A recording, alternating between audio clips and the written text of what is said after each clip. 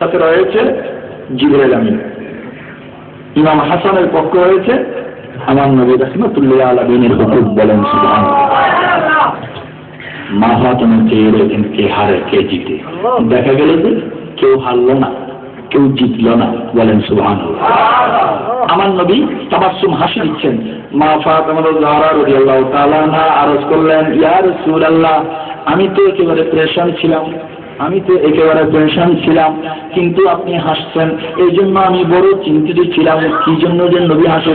বলে যে ফাতেমা যাহরা রাদিয়াল্লাহু তাআলা আনহা ইমাম হোসেন যখন ইমাম হাসান রাদিয়াল্লাহু তাআলা আনহুকে জড়িয়ে ধরেছে, আমি দেখতেছি ইমাম হোসেন রাদিয়াল্লাহু তাআলা হস্ত মুবারক বাহুর নিচে জিবরাইল আমিনের ডানা হাত রয়েছে। রাউজাতুশ শুহাদা কিতাবের 70 পৃষ্ঠার মধ্যে আছে, ঈদের দিন ইমাম হাসান হোসেন রাদিয়াল্লাহু তাআলা আরজ করলেন, আম্মা জান ইমামুল আম্বিয়া সৈয়দুল মুরসালিনের নাতি হয়ে ঈদের দিন পুরাতন জামা পরব, এ কি হয়? মা ফাতেমা বললেন, আয় হাসান করিমাইন, আমি কাপড় সিলাইতে দিয়েছি, সকালে দর্জি খলিফা কাপড় নিয়ে আসবে। আসলে কি কাপড় দিয়েছে? দেয় নাই। আল্লাহ বলেন, জিবরাইল আজীবন কি তুমি শুধু ওহী নিয়ে যাবে? আজকে তুমি দর্জি হয়ে যাও। যারা এখানে খলিফা আছে না, পৃথিবীর জমিনে সর্বপ্রথম সেলাই কাজ কে করেছেন বলতে পারবে না। খলিফা ভাইদেরকে দৃষ্টি আকর্ষণ করছি, হযরত সাইয়্যিদনা ইদ্রিস আলাইহিস সালাম পৃথিবীর জমিনে সর্বপ্রথম সেলাই কাজ করেছেন। বলেন না সুবহানাল্লাহ। কৃষক ভাইদেরকে মানুষ নিজ মনে করে। কৃষক ভাইরা যদি চাষাবাদ না করে, ধান যদি না হয়, আপনি 10 তলার বিল্ডিং এর মধ্যে বসে ভাত খেতে পারবেন না। এই চাষাবাদ করা সুন্নতে আদম। বলেন সুবহানাল্লাহ। সকালে রোপণ করলে সন্ধ্যায় কাটতো। বলেন সুবহানাল্লাহ। ওই দিকে আমি যাচ্ছি না, নতুন হাজির বলতে চেয়েছিলাম, জিবরাইল আমিন উপস্থিত হয়ে গেলেন প্রাতঃকালে। মা ফাতেমা যাহরা রাদিয়াল্লাহু তাআলা আনহা জিজ্ঞেস করলেন, মান আনতা? মান? আচ্ছা বলেন তো কি মরগ আছে কিনা? মরগের বিপরীত পুরুষের বিপরীত নর নারী। নর নারী। বিষ গাবি। গরুর মধ্যে যান, নর নারী আছে, আবার একটা বলদ আছে কিনা? পুরুষের মধ্যে নর নারী আছে কিনা? আবার হিজড়া আছে কিনা? আপনি মুরগির মধ্যে আপনি হিজড়া পাবেন না। বলেন সুবহানাল্লাহ। গরুর মধ্যে বলদ আছে, ছাগলের মধ্যে খাসি আছে, কিন্তু মোরগের মধ্যে বলদ নাই, হিজড়া নাই। বলেন না সুবহানাল্লাহ। ফেরেশতা না মেয়ে না পুরুষ, স্ত্রীলিঙ্গ। এই ফেরেশতা আপনি দেখেন নাই, মেয়েও না পুরুষও না, আল্লাহ বলে যে বান্দা ফেরেশতা তুমি দেখো নাই, আমানতু বিল্লাহি ওয়া মালাইকাতিহি ওয়া কুতুবিহি ওয়া রুসুলিহি ওয়া মালাইকাতি আছে কিনা? বলে যে ফেরেশতার উপর ঈমান আনো। ফেরেশতা না দেখলে তুমি হিজরাকে দেখো। জান্নাত জাহান্নাম, মাঝখানে আরাফ। মাঝখানে কি? আরাফ। মানব দেহের মধ্যে আরাফ কোথায়? মানব দেহের মধ্যে জান্নাত কোথায়? মানব দেহের মধ্যে জাহান্নাম কোথায়? ওফি আনফুসিকুম আফালা তুবসিরুন, যার মধ্যে বান্দার মধ্যে ইনসানের মধ্যে আল্লাহর পরিচয় নিহিত আছে। মান আরাফা নাফসাহু ফাকাদ আরাফা রাব্বাহু। গতকাল আমি বলেছিলাম আল্লাহকে চিনা সহজ, নবীকে চিনা সহজ না, যেহেতু মুতালিল মুসররাত কিতাবের 123 পৃষ্ঠার মধ্যে আছে আল্লাহর নবী বলেছেন ইয়া আবা বকরিন লাম ইয়ালিমনি হাকিকাতান গায়রু রাব্বি, আমার সম্পর্কে আমার রব ছাড়া কেউ জানে নাই। বলেন না সুবহানাল্লাহ।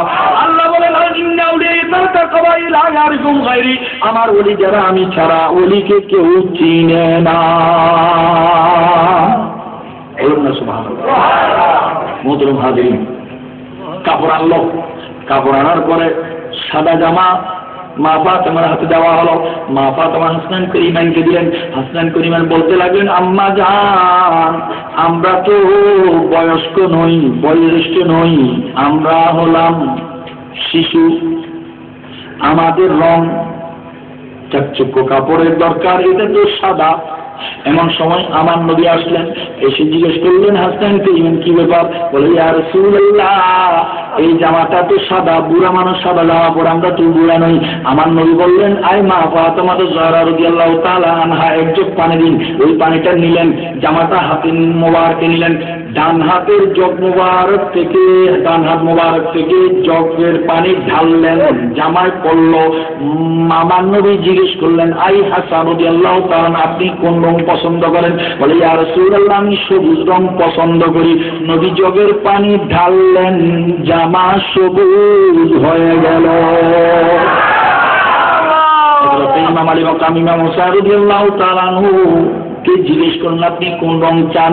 ইমাম আলী মাকাম বললেন ইয়া রাসূলুল্লাহ, আমি লাল রং পছন্দ করি। বলেন না সুবহানাল্লাহ। এই জগের পানি ঢাললেন, জগের জগ একটা, একই জগের পানি একই হস্ত মুবারকে ঢাললেন। নবী কানে শুনলেন কি চাই? লাল চাই। নবী দিলে দিলে এরাদা করলেন, লাল হয়ে গেছে। নবী এরাদা করলেন, সবুজ হয়ে গেছে। আরে লাল সবুজ তো দূরের কথা, ইলাজে দিল কাবাদের শরীফে আল্লাহু আকবার, আউয়াল মা ইউহাসাবু বিল আবদু ইয়াউমাল কিয়ামাত সালাত, হাসরের ময়দানে সর্বপ্রথম নামাজ সম্পর্কে জিজ্ঞাসা করা হবে। আসসালাতু ইমাদুদ্দিন, আসসালাতু মিরাজুল মুমিনিন। ওই নামাজ পড়ার জন্য কিবলামুখী হওয়াটা ফরজ। বাইতুল মুকাদ্দাসের দিকে ফিরে নামাজ পড়তো। আমার নবী দিল্লি আরদা করলেন আমি বাইতুল মুকাদ্দাসের দিকে ফিরে নামাজ পড়তে চাই না, আমি কাবার দিকে ফিরে নামাজ পড়তে চাই।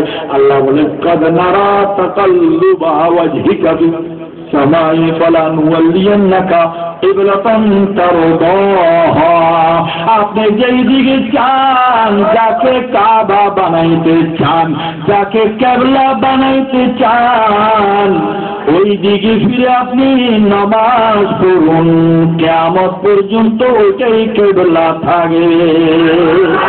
আর কিবলা কিবলা হয়েছে আমার নবীর ইরাদার কারণে। দেখেন বাইতুল মুকাদ্দাসে 1998 সালে আমার প্রিয় মুর্শিদ শাহজি ওয়ালেন কিবলা অনুসারে যাওয়ার সুযোগ হয়েছিল। ইমাম আলী মাকামে রওজায়ে পাকের উপর লাল রঙের কাপড়, পতাকা উঠতেছে। বলেন সুবহানাল্লাহ।